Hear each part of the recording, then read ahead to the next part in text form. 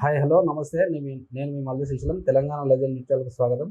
మనము రంగారెడ్డి జిల్లా షాద్నగర్ పట్టణంలోని సిఎస్కే వెంచర్లో ఉన్నటువంటి కన్స్యూమర్ కమిషన్ మీడియేటర్ దిద్ది గోపాల్ సార్ సెల్లో ఉన్నాము. ఇక్కడ ఉన్నటువంటి మనకు మీడియా ఫేస్ టు ఫేస్ కార్యక్రమానికి మన భీమరెడ్డి సార్ జనజాగృతి సంస్థ అధ్యక్షులు, అలాగే ప్రధాన కార్యదర్శి మన మేడం ప్రవీణ మేడం గారు, అలాగే కార్యదర్శి రంగన్న గారు మన దగ్గర ఉన్నారు. అసలు రాష్ట్రంలో ఒక విప్లవాత్మకమైనటువంటి మార్పులు చేస్తున్న ఈ నేపథ్యంలో అసలు వీళ్ళు ప్రైవేటీకరణ వాళ్ళు వ్యతిరేకిస్తున్నారా, లేకపోతే ప్రభుత్వ విధానాలు బాగున్నాయని అంటున్నారా? అసలు వాస్తవానికి ప్రైవేటీకరణ వల్ల నష్టాలు ఏ విధంగా ఉండబోతున్నాయి, సమాజానికి ఏ విధంగా చీడ పిరుగుల్లాగా తయారైనాయి, అసలు ప్రజలు ఏ విధంగా మేల్కోవాలి, ప్రైవేటీకరణ ఏ విధంగా వ్యతిరేకించాలి, ప్రభుత్వ ఫలాలు పొందాలంటే ప్రైవేటీకరణకు ఎలా స్వస్తి చెప్పాలో వాళ్ళ మాటల్లో వినే ప్రయత్నం చేద్దాం. నమస్కారం అండి. నమస్తే సార్. చెప్పండి మేడం. ప్రైవేటైజేషన్ అనేది చాలా క్లిష్టమైన సంక్లిష్టమైన ప్రక్రియ. ఈ ప్రక్రియను మీరు ఏ విధంగా చూస్తారు? మీరు ప్రైవేటీకరణకు వ్యతిరేకంగా ఉంటారా, లేకపోతే మీరు దీన్ని సమర్థిస్తారా?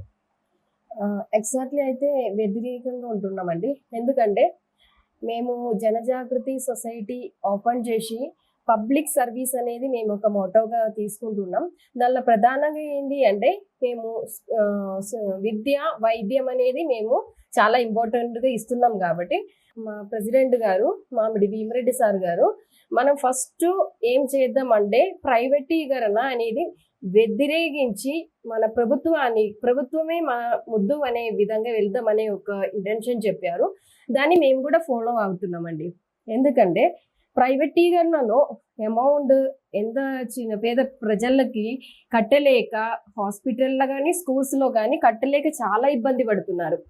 అదేవిధంగా మనం ఏమనుకుంటున్నామంటే ఈ ప్రైవేట్ స్కూల్లో ఉన్న అన్ని విధాల సౌకర్యాలు మన ప్రభుత్వ పాఠశాలల్లో కానీ ప్రభుత్వ హాస్పిటల్స్లో కానీ పెట్టాలి అనేది కూడా మేము ప్రభుత్వం ముందర తీసుకెళ్దాం అనేది మా ప్రధాన ఉద్దేశం అండి. సో వాస్తవానికి గ్రామీణ ప్రాంతాలు కావచ్చు, పట్టణ ప్రాంతాలు కావచ్చు, లేకపోతే ప్రజాప్రతినిధుల పిల్లలు కావచ్చు, అధికారుల పిల్లలు కావచ్చు, అందరూ ప్రైవేట్లో చదివిస్తున్నారు.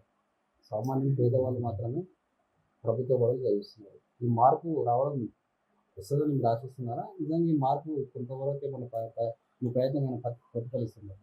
100% అండి. అదే మా ఉద్దేశం అని మీకు చెప్పినాం. కాబట్టి మా ప్రెసిడెంట్ గారు దీని గురించి మీకు డీటెయిల్గా చెప్తారు. మా ప్రెసిడెంట్ గారు మామిడి భీమరెడ్డి సార్ గారు ఎలా చెప్తున్నారో మాకు ఒక వే చూపిస్తే ఆ వేలో మేము పోరాడడానికి రెడీగా ఉన్నామండి. Thank you.